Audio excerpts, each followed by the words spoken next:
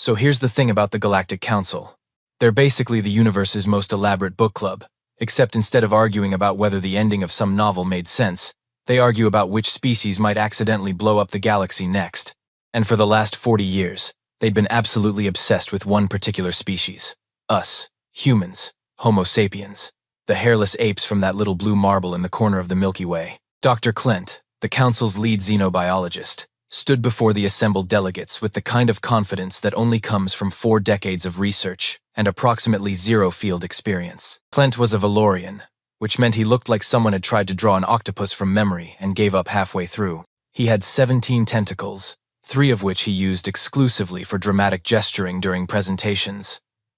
Esteemed council members, Klent announced, his voice translator giving him an unfortunate British accent that nobody had bothered to fix. I am pleased to report that we have successfully catalogued and analyzed every aspect of human combat capability. We are ready for first contact. The council chamber erupted in polite chittering, which is what passes for applause when half your members don't have hands. Klent's chest swelled with pride, or possibly indigestion. With Valorians, it was hard to tell. Our research is comprehensive, he continued, pulling up holographic displays that showed humans doing various human things, punching each other in octagons, shooting guns at paper targets. That one video of a guy doing a backflip kick that the council had watched at least 300 times because nobody could figure out how human spines allowed for that kind of movement. We've calculated their strength, speed, tactical thinking, and capacity for violence. I can say with absolute certainty that we understand the human threat level. In the back of the chamber, junior analyst Pip, who looked like a ferret had merged with the anxiety disorder, raised one small paw. Nobody noticed. Nobody ever noticed, Pip. Therefore, Klent declared, I recommend we send Ambassador Trell to initiate first contact. He has studied human diplomatic protocols extensively and is prepared for any combat scenario these creatures might present. Pip's paw went higher. Still nothing. Any questions? Klent asked, already basking in his inevitable promotion. Pip made a small squeaking sound. No. Excellent. Let's make history, shall we? Dr. Klent's presentation continued with the kind of enthusiasm usually reserved for people who are about to be proven catastrophically wrong. He cycled through hologram after hologram, each one showing humans engaged in what the Council had determined were peak combat scenarios. As you can see here, Klent gestured with 3 tentacles simultaneously. The human male in the octagonal combat zone demonstrates their species' maximum aggression output. Note the grappling techniques, the striking patterns, the strategic positioning. The hologram showed 2 sweaty guys in shorts, basically hugging each other aggressively while a referee watched. We've cataloged every possible move. The council members leaned forward, taking dutiful notes. And here, another hologram flickered to life. Military training exercises. Observe their coordination, their weapon proficiency, their tactical formations. A grainy video showed soldiers running through obstacle courses and yelling things like "Hua," for reasons the council had never quite figured out but assumed were tactically significant. Junior analyst Pip tried again, this time actually standing up. Dr. Klent, if I may. Not now, Pip. We're discussing serious threat assessment. Klent didn't even look back. Now, we've also analyzed their entertainment simulations. Fascinating stuff. These action movies provide excellent insight into human combat psychology. A hologram of someone jumping away from an explosion in slow motion appeared. The council gasped. One delegate fainted. Another started stress molting. We've determined, Klent continued, now in full lecturer mode, that humans operate on a binary aggression scale. They are either in combat mode or diplomatic mode. There is no intermediate state. Our statistical models are quite clear on this. Pip was practically vibrating now. But doctor, I really think you should see. Pip, please. The adults are talking. Klent waved a dismissive tentacle. As I was saying, we've spent 40 years analyzing combat footage. Boxing matches, wrestling, those peculiar competitions where they throw each other through tables for entertainment purposes. We even studied their historical battles. Waterloo, Gettysburg, that time at the Alamo. We understand human warfare completely. Yes, but Pip tried. We've measured their bite force, calculated their running speed, analyzed their endurance capacity. The average human can maintain combat effectiveness for approximately 3 to 4 hours before requiring rest and sustenance. Klent pulled up a chart that looked very scientific and was absolutely useless. As events would soon prove, We've accounted for everything. Pip finally just blurted it out. What about the small ones? The chamber went quiet. Clint's tentacles stopped mid-gesture, frozen in what looked like a very pretentious yoga pose. The small ones? Clint's translator somehow managed to convey the exact tone of someone who definitely heard you but is pretending they didn't because acknowledging you would require admitting they might have missed something. The juvenile humans, Pip said, pulling up their own datapad with trembling paws. I've been collecting footage, birthday parties, shopping centers, something called playgrounds. Sir, I really think we should review juveniles. Clint let out what his species considered a laugh but sounded like a clogged drain clearing. My dear Pip, juveniles are not combatants. They're simply smaller, less developed versions of adult humans. Basic biology. If we understand the adult, we understand the juvenile. It's mathematics. But sir, the footage shows Pip. Clint turned fully now, fixing the junior analyst with all three of his primary eyes. Do you have 40 years of research experience? No, sir. Have you published 17 papers on xenoanthropology? No, sir. Then perhaps trust the process. We've done the math. We've run the simulations. We know exactly what we're dealing with. Clint turned back to the council with theatrical flair. Ambassador Trell departs for Earth tomorrow. I predict first contact will proceed with textbook precision. In the back of the chamber, Pip slowly sat down, clutching their datapad full of ignored footage. Footage of birthday parties that had descended into chaos. Videos of something humans called the Terrible Twos. Clips from grocery stores that looked like war zones. Nobody wanted to see it. They had their 40 years of research. They had their combat analysis. They had their confidence. They had absolutely no idea what was coming. Ambassador Trell prided himself on being prepared for anything. He'd studied Earth customs for 6 months straight. He knew that humans greeted each other by grasping appendages. He understood that showing teeth could mean either friendliness or aggression depending on context, which seemed like a design flaw, but whatever. He'd even practiced saying, "We come in peace," 17,000 times until his translator no longer made it sound like a threat. What he hadn't prepared for was the navigation system crashing 3 minutes before landing. Rerouting to nearest human settlement. His ship's computer announced helpfully, which is what computers always say right before ruining your entire life. Trell's ship touched down with a gentle thump in what his sensors identified as a residential zone. He'd been aiming for Washington, D.C., or possibly the United Nations, or literally anywhere with official government representatives. Instead, he got Maple Street, suburban nowhere, U.S.A., where the biggest political decision of the week was whose turn it was to host book club. The ship's door hissed open. Trell stepped out onto a pristine driveway, his diplomatic robes flowing majestically behind him. He looked like a cross between a very dignified lizard and someone's aunt who wore too much turquoise jewelry. His scales shimmered in the afternoon sunday. This was it. First contact. The moment that would define his career. The front door of the house opened. A human male emerged, holding something called a spatula and wearing an apron that said, "Grill Sergeant." This was Jake Morrison, whose biggest concern 30 seconds ago had been whether the burgers were medium rare or just regular rare. They stared at each other. Said Jake, demonstrating the legendary human diplomatic eloquence that 40 years of research had somehow missed. "Honey, there's a thing on the driveway." Linda Morrison appeared in the doorway, wiping her hands on a dish towel. She looked at Trell, looked at the spaceship, looked back at Trell, looked at her husband. "Did you order something weird off Amazon again?"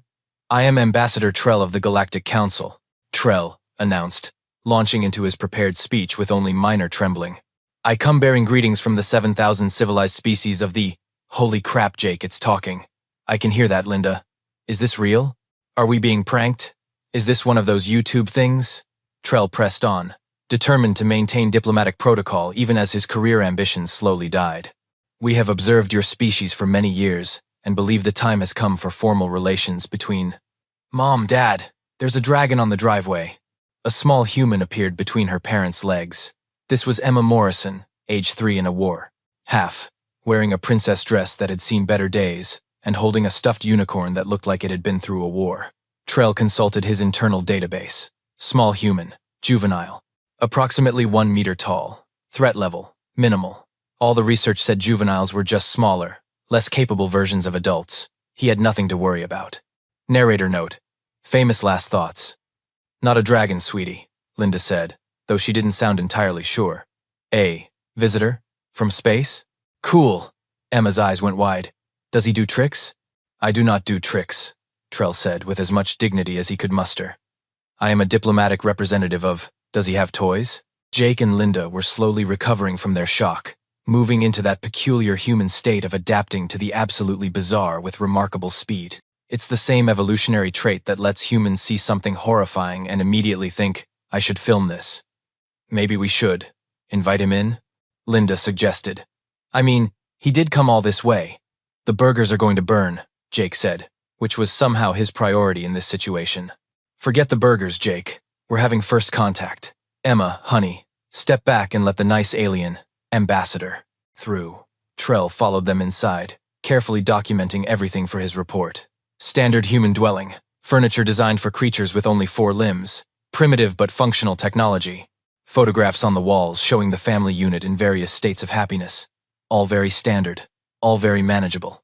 Emma followed him, staring with the unblinking intensity that small humans apparently specialized in. What's that? She asked, pointing at the glowing crystalline device attached to Trell's belt. This is my quantum communicator, Trell explained, feeling more confident now. See? Even the juvenile was curious and manageable. It allows me to transmit messages across vast distances of space, instantaneously.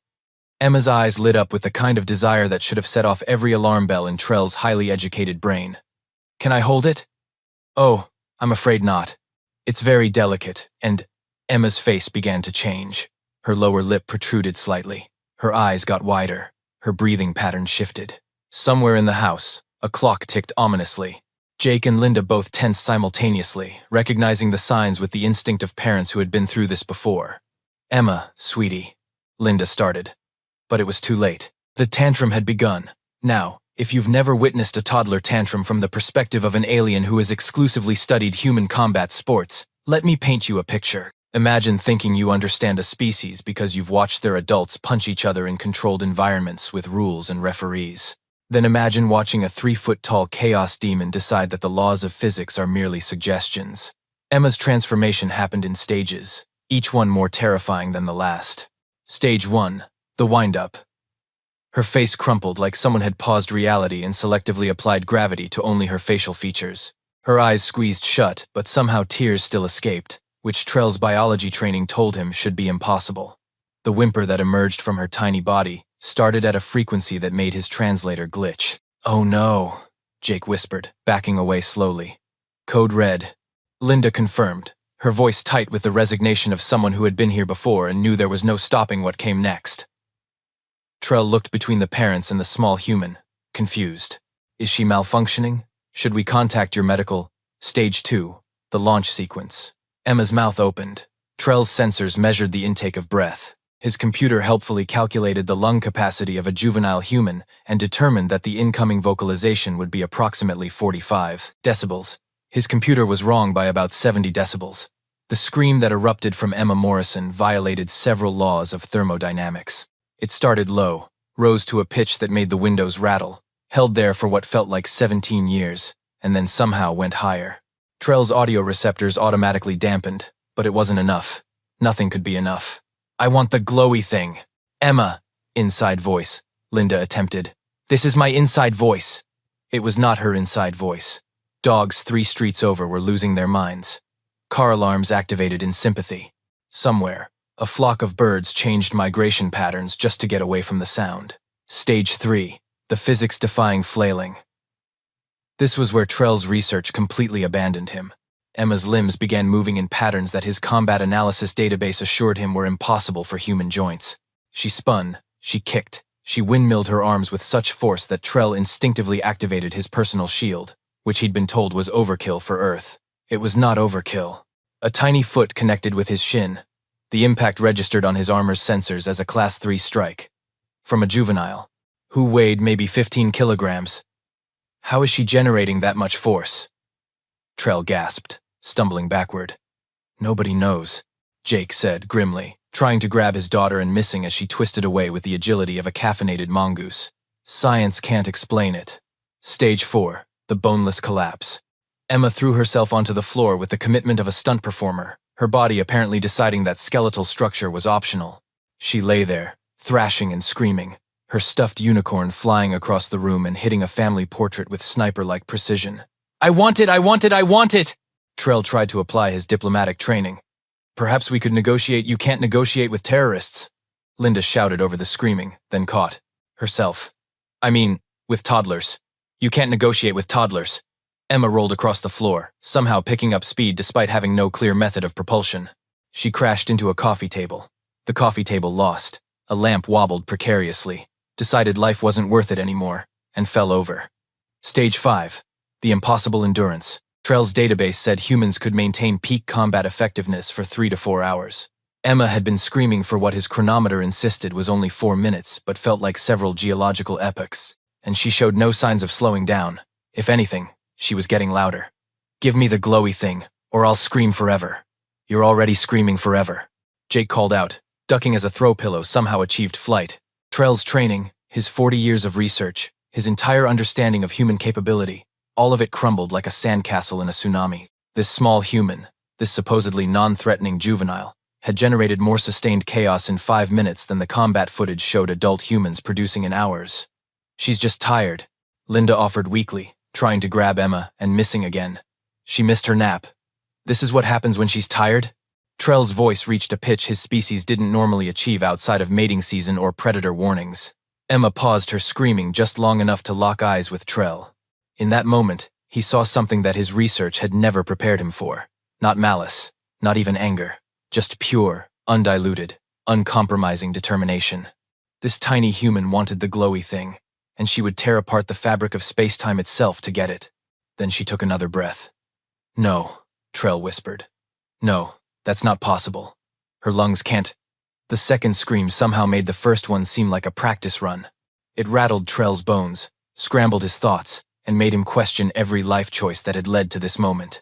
His hand moved to his communicator on pure instinct, fingers flying across the controls with the desperate speed of someone calling for an extraction from a hot zone. "Command, this is Trell. Emergency transmission. First contact has gone catastrophically wrong. Requesting immediate evacuation. Repeat, immediate evacuation. They have weapons we didn't account for. The juveniles. Oh stars, the juveniles." Emma launched herself at his legs again, her tiny fists pounding against his shielded armor with the rhythm of a particularly aggressive drum solo. "I want it, I want it, I want it, I want it." Through his ship's view screen, still parked in the driveway, Trell could see neighbors emerging from their houses, drawn by the commotion. But they weren't alarmed. They were nodding knowingly. One of them yelled, "Terrible threes, huh?" Another gave Jake a sympathetic thumbs up. This was normal. This was a regular occurrence. The humans had somehow normalized this level of chaos. Trell felt his sanity beginning to crack.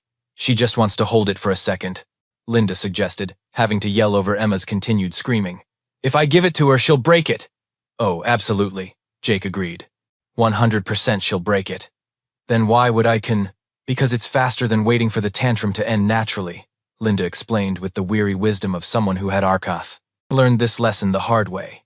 Ambassador Trell, decorated diplomat, graduate of the finest Xenorelations Academy in the galaxy, and author of 3 papers on human behavioral patterns, made a decision that would haunt him for the rest of his life. He handed Emma the communicator. She stopped screaming immediately, her face transforming from rage demon back to cherubic toddler in less than a second. She smiled at him sweetly, clutching the glowing device. "Thank you," she said politely. Then she dropped it on the floor and wandered off to watch cartoons. The emergency broadcast signal hit the council chamber like a meteor strike during a meditation retreat. Red lights flashed, alarms blared in 17 different frequency ranges to accommodate various species' hearing capabilities. Council members who had been enjoying a nice lunch break suddenly found themselves choking on their space sandwiches and rushing back to their stations. Dr. Klent materialized at his console, 3 tentacles already reaching for controls before his other 14 had fully caught up. "What's happening? Trell, report. Are the humans attacking? Did they deploy their military forces?" Trell's voice came through the speakers, and if voices could have PTSD, his would be in intensive therapy. Worse. So much worse. The main view screen flickered to life, showing live feed from Trell's optical implants. The council found themselves staring at a human living room that looked like a small bomb had redecorated it. Furniture askew, lamp on the floor, throw pillows scattered like casualties. And in the center of it all, a tiny human in a princess dress, completely calm now, watching something called Paw Patrol while holding Trell's shattered communicator like a trophy. "I don't understand," Clint said slowly, his confidence from earlier developing some serious cracks. "That's a juvenile. They're non-threatening. Our research clearly indicated—" "Your research indicated nothing." Trell's scream made several council members jump. "I've seen combat footage. I've watched your training simulations. None of it prepared me for what I just experienced." 4. "Trell, calm yourself. You're being irrational.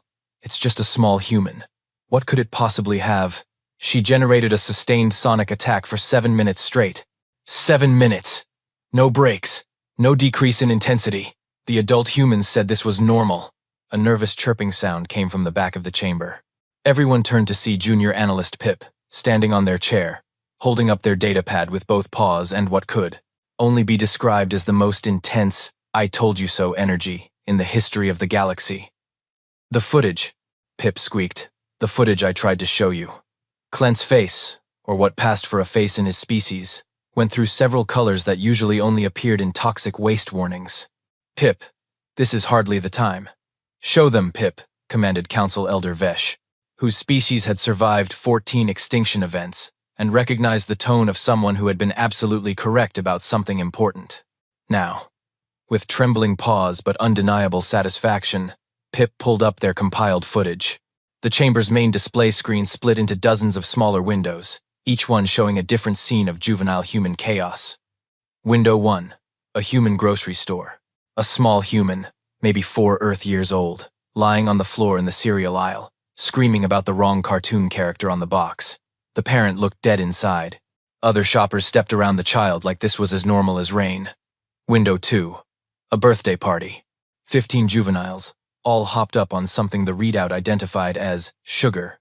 They were running in patterns that defied tactical analysis, screaming for no identifiable reason. One was crying because another one looked at them wrong. 2 were fighting over a toy that neither of them had been playing with 30 seconds earlier. An adult human stood in the corner, drinking wine straight from the bottle. Window 3. A playground. Multiple juveniles engaged in what could only be described as voluntary combat training. They were climbing structures that would challenge adult humans, hanging upside down from bars, launching themselves off swings at velocities that should require safety equipment. One fell off a slide, cried for exactly 10 seconds, then ran back to do it again. "Dear gods," whispered Council Member Thexlar, who had personally fought in 3 wars and was visibly shaken. Window 4. Something called a restaurant. A juvenile, perhaps 2 Earth years old, systematically throwing food on the floor. Not in anger, just to see what would happen. Testing gravity. The parents were trying to have a conversation while intercepting flying pasta. They looked like air traffic controllers at a failing airport. "Keep watching," Pip said, their voice gaining strength. "It gets worse." Window 5 showed a phenomenon the humans called bedtime. A juvenile who had been falling asleep in her high chair during dinner was now, an hour later, running laps around a bedroom with the sustained energy of a fusion reactor. She was singing at the top of her lungs, demanding water, claiming she wasn't tired despite her eyes being at half-mast. The parents sat outside the room, head in hands, questioning every life choice. Clint's tentacles had gone limp. This can't be standard behavior. These must be malfunctions. Defective units. That's what I thought too, Pip said, pulling up more data. So I cross-referenced with human databases, forums, parenting guides, medical literature. Dr. Clint, this is normal. This is what human juveniles do. All of them. For years. The council chamber erupted in panicked chittering, squawking, and various species-specific sounds of distress. But the combat footage, Clint stammered, grasping at the remains of his credibility. The adults are so controlled, so strategic. Because they survived this phase. Pip pulled up a comparison chart. Look, human adults can maintain peak combat for 3 to 4 hours. Human toddlers, as they call them, can maintain peak chaos for up to 16 hours with only minimal rest periods. Their emotional regulation is non-existent. Their pain tolerance is somehow both incredibly high and incredibly low simultaneously. They can cry because their sock is wet and then fall off a climbing structure and laugh about it. Elder Vesh leaned forward, her ancient eyes studying the footage with the intensity of someone, recalculating everything they thought they knew. How long does this phase last? Pip consulted their notes. Current data suggests it peaks between ages 2 and 4 Earth years, with residual effects lasting until age 5 or 6. Some humans report extended chaos periods through age 7. One subset called teenagers shows a resurgence of unpredictable behavior around age 13 that lasts until roughly age 20. So they're dangerous for 20 years? Someone shouted from the back. No, Pip corrected. They're only physically chaotic for about 7 years. Then they become emotionally chaotic. Different threat vector. Back on the view screen, Trell was sitting on the floor of the Morrison house, his diplomatic robes rumpled, his dignity in tatters. Jake was offering him what appeared to be an alcoholic beverage. Linda was trying to retrieve the broken communicator from Emma, who was now using it as a doll accessory. Trell, Elder Vesh addressed him directly. In your professional assessment, what is the threat level? Trell looked up at the camera, his eyes haunted. Elder Vesh, I watched a 15-kilogram human generate more sustained destructive energy than a platoon of Krillian shock troops. She didn't use weapons. She didn't use tactics. She just decided she wanted something and was willing to tear apart reality itself to get it. And when it was over, she just stopped, like flipping a switch. Went back to being adorable. Adorable? Clint echoed weakly. That's the worst part, Trell's voice cracked. Look at her. She's cute. The humans have evolved to make their most dangerous phase, also their most appealing. It's diabolical. It's the perfect survival mechanism. You can't eliminate the threat because your own biology is screaming at you to protect it. Council member Zarax, a military strategist with 400 years of experience, spoke up. So what you're telling us is that humans start at maximum chaos, and then gradually develop restraint and control as they age? Exactly, Pip confirmed. They don't train their warriors to be dangerous. They train them to be less dangerous than they naturally are. Every human adult has survived their own chaos phase and learned to control it. The military doesn't teach them to fight. It teaches them when to fight. The implications settled over the council like a heavy blanket made of pure dread. We've been analyzing the endpoint, Clint whispered, his 40 years of research crumbling before his eyes. We should have been analyzing the starting point. I tried to tell you, Pip said, but there was no smugness in it now. Just the weary tone of someone who had seen this coming and took no pleasure in being right. Elder Vesh stood, her decision-making tentacles extending fully in the gesture that meant an official ruling was incoming. New directive, effective immediately. Earth is to be classified as a Category 7 unpredictable zone. First contact protocols are suspended pending further research. All diplomatic missions must avoid residential areas, particularly those containing juvenile humans. Ambassador Trell is hereby granted 6 months of paid therapy leave. Make it a year, Trell called from Earth. I'm going to need a year. Granted. Clint slumped at his console, watching the footage on repeat. Emma Morrison, age 3.5, terror of the galaxy, had just discovered she could fit grapes up her nose and was testing this discovery with scientific rigor while her parents frantically tried to stop her. How did we miss this? He whispered. Pip sat down next to him, their earlier satisfaction fading into something like pity. You assumed the adults were the baseline. Classic xenobiology error. You forgot to account for development stages. 40 years, Clint said hollowly. 40 years of research. Useless. Not useless, Pip corrected gently. Just incomplete. Now we know. Humans don't become dangerous. They become controlled. There's a difference. On Earth, Emma had tired of the grape experiment and was now demanding ice cream despite it being 4:47 p.m., which her parents insisted was not ice cream time. The pre-tantrum warning signs were beginning again. Trell stood up quickly. I need to leave. Now. Immediately. This instant. She's just asking for ice cream, Jake said. I recognize the tone, Trell said, backing toward the door. I've been trained now. That's the same tone from before. The incident. Oh. It's definitely the same tone, Linda confirmed. Emma, sweetie, we talked about this. But Trell was already out the door, practically running to his ship. The council watched through his camera feed as he achieved liftoff in record time, breaking probably 15 different aviation regulations in his haste to escape. As his ship cleared the atmosphere, Elder Vesh turned to the assembled council. We need a new research team, a bigger one, and someone find out if humans have any parenting guides we can study. If their entire species survives this phase, they must have strategies. Pip pulled up a human database. They have millions of parenting guides. Most of them contradict each other. The most common advice appears to be, choose your battles, and it's just a phase. That's their strategy? Just waiting it out? Apparently. Also something called wine o'clock. The council sat in silence, processing this information. Somewhere on Earth, Millions of juvenile humans were simultaneously testing boundaries, defying physics, and generally being adorable chaos agents. And humanity had not only survived this, they'd thrived. They'd conquered their planet, developed space travel, and built a civilization, all while every single one of them started life as a tiny tyrant. Terrifying, Elder Vesh said finally. Absolutely terrifying. Should we still pursue first contact? Someone asked. Elder Vesh looked at the screen, where Emma Morrison had successfully negotiated ice cream by using tactics that would make a hostage negotiator weep. Eventually. But next time we're sending someone with actual parenting experience. And possibly body armor.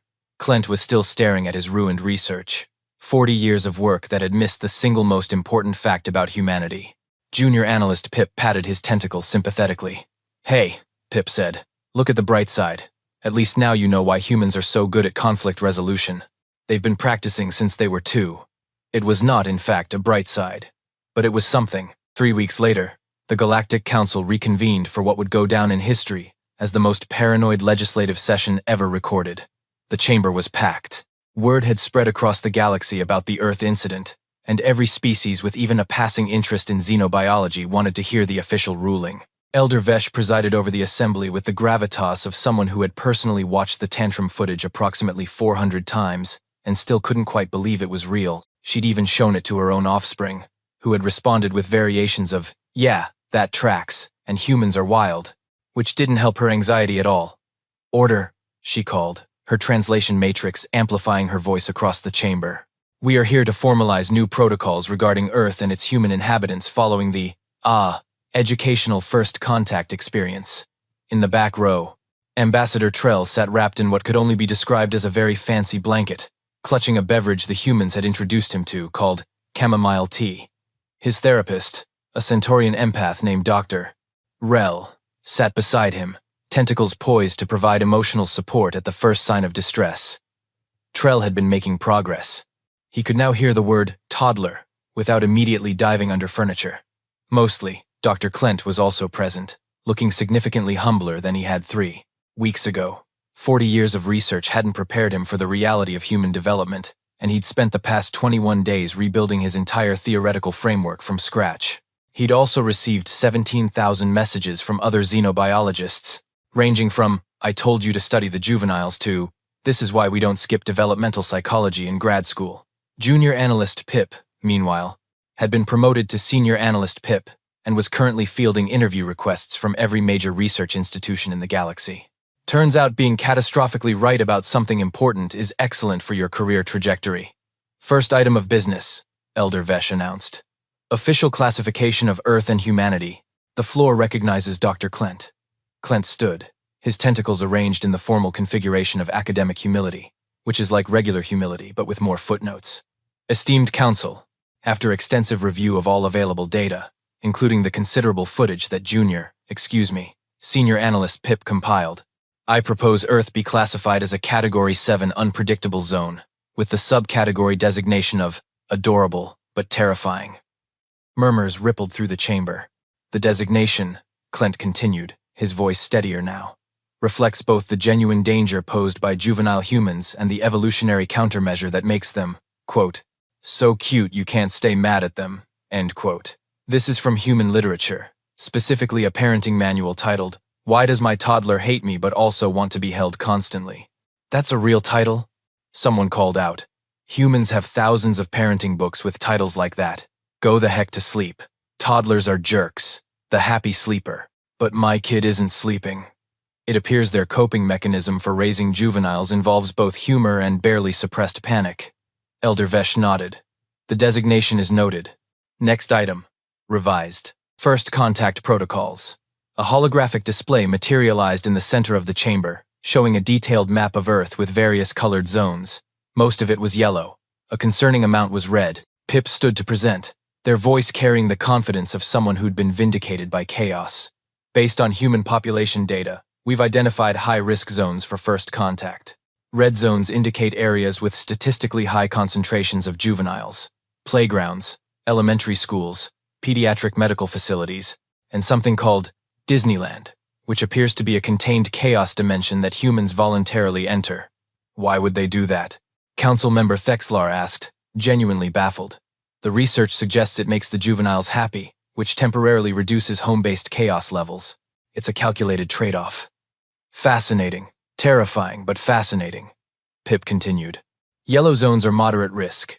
Residential neighborhoods, shopping centers, restaurants, basically anywhere humans engage in daily activities. Green zones are relatively safe. Government buildings during business hours, universities, certain designated adult spaces. However, we stress that no zone is completely safe. Humans transport their juveniles extensively. One could appear anywhere, at any time. The council absorbed this with visible unease. Several members were taking notes. One was stress-eating something that looked like crystallized anxiety. Revised Protocol Number 1. Elder Vesh read from the official document. All first contact attempts must be coordinated with human government authorities who can ensure a juvenile-free environment. No more surprise landings in residential areas. Trell let out a small whimper at the memory. Dr. Rell patted him supportively. Protocol Number 2. All diplomats assigned to Earth must complete mandatory training on human juvenile behavior. This includes viewing no less than 50 hours of documentary footage, reading assigned human parenting literature, and passing a written examination on developmental psychology. 50 hours? Someone protested. That seems excessive. Pip pulled up a new video clip. It showed a juvenile human, maybe 18 months old, having what the humans called a meltdown, because their parent had the audacity to prevent them from eating dog food. The tantrum included back-arching, full-body thrashing, and a level of commitment to the performance that would make a method actor jealous. Still think it's excessive? Pip asked mildly. No further objections were raised. Protocol Number 3. Elder Vesh continued. All Earthbound diplomatic missions must include at least one team member with prior parenting experience from any species, preferably someone whose species also has chaotic juveniles. That would be us, spoke up Delegate Morich of the Zillion Hive. Our larvae go through a phase where they secrete acid and try to eat their siblings. We've got relevant experience. Excellent. Your expertise will be invaluable. Protocol Number 4. Emergency extraction procedures must be established before any landing. If a juvenile human approaches the contact zone, immediate retreat is authorized with no diplomatic penalties. That seems cowardly, muttered someone who clearly hadn't watched the footage. Pip helpfully pulled up another clip. This one showed a human parent trying to leave a park. The juvenile, upon learning it was time to go, had gone completely boneless, making themselves impossible to carry while simultaneously increasing their mass through what could only be described as physics-defying determination.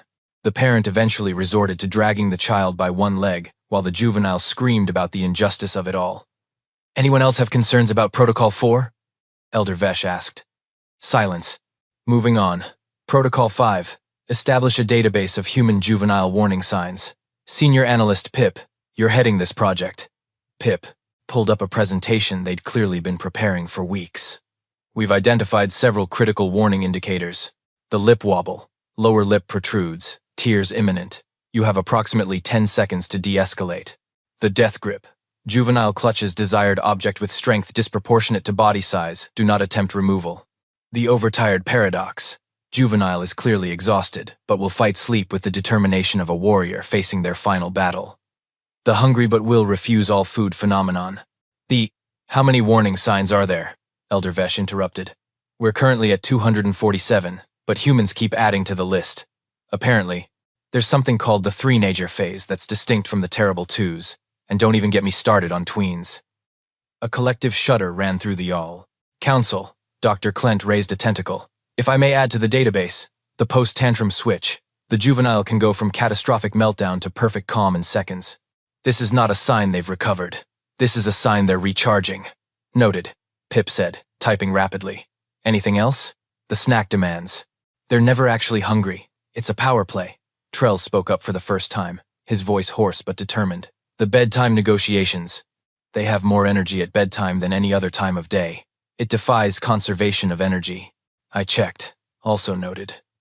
Elder Vesh looked at the assembled council, seeing species from across the galaxy united in their newfound respect and terror of human juveniles. Final item, public advisory statement. How should we inform the galaxy about Earth? There was a long pause while everyone considered how to phrase, humans start life as chaos demons and gradually become rational in diplomatic language. Finally, Klent spoke. I propose we be honest. Earth is home to a species that has conquered their planet not despite their challenging juvenile phase, but perhaps because of it. Every human adult has survived years of negotiating with tiny tyrants, managing impossible situations, and functioning on minimal sleep while maintaining sanity. This makes them resilient, adaptable, and uniquely equipped for crisis management. Also terrifying, someone added. Also terrifying, Clint agreed. But consider this. If humans can successfully raise their juveniles to adulthood, surviving against odds that would break most species, what else can they handle? Perhaps they're not dangerous because they're violent. Perhaps they're dangerous because they're unbreakable. The council sat with that thought for a moment. Elder Vesh nodded slowly. A fair assessment. Official statement will read, Earth and humanity are classified as unpredictable but promising. Approach with caution, respect, and ideally noise-canceling technology. Current status. Worthy of alliance but require understanding of unique developmental challenges. First contact postponed until proper protocols are established and all diplomats are properly trained. Estimated timeline, 5 to 7 years. Why so long? Someone asked. Because, Pip said, pulling up one final video clip, we need to study more. Much more. This is footage of something humans call twin toddlers. The video showed two identical juvenile humans, perhaps 2 years old, working in perfect synchronization to climb on top of the refrigerator while their parent was in the bathroom for exactly 90 seconds. They moved like highly trained operatives. They problem-solved in real time. They achieved their objective and were eating cookies on top of the refrigerator by the time the parent returned. There are multiples? Thexlar whispered in horror. Sometimes up to 8 at once, Pip confirmed. Humans call them octuplets. There's a whole television series about it. Why would they televise that? We're still trying to figure that out. Elder Vesh closed the session with a ceremonial chime. This council is adjourned. All protocols are hereby official. Earth shall remain under observation, and we shall reconvene when we have successfully trained a diplomatic corps capable of handling first contact. May the stars have mercy on us all. As the council members filed out, chattering nervously about the implications, Trell remained seated, staring at the now blank display where Emma Morrison's Tantrum had played on loop so many times. Dr. Rell leaned over. How are you feeling, Ambassador? Trell thought about it. Traumatized, educated, strangely hopeful. Hopeful? Any species that survives childhood like that and still manages to build civilization? They're either insane or incredible. Possibly both.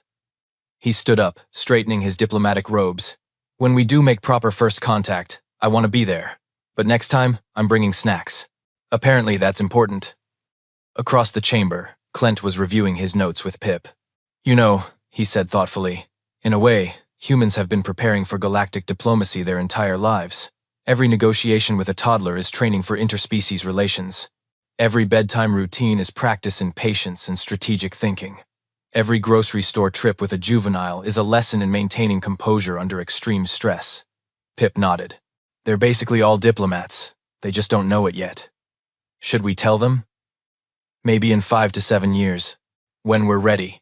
When they're ready, you mean? No, Pip said, pulling up another video of a toddler screaming because their sandwich was cut into rectangles instead of triangles. I mean, when we're ready. They're already ready. They've been ready. We're the ones who need to catch up. And so the galaxy learned its lesson. Earth was classified. Protocols were established. Training programs were developed.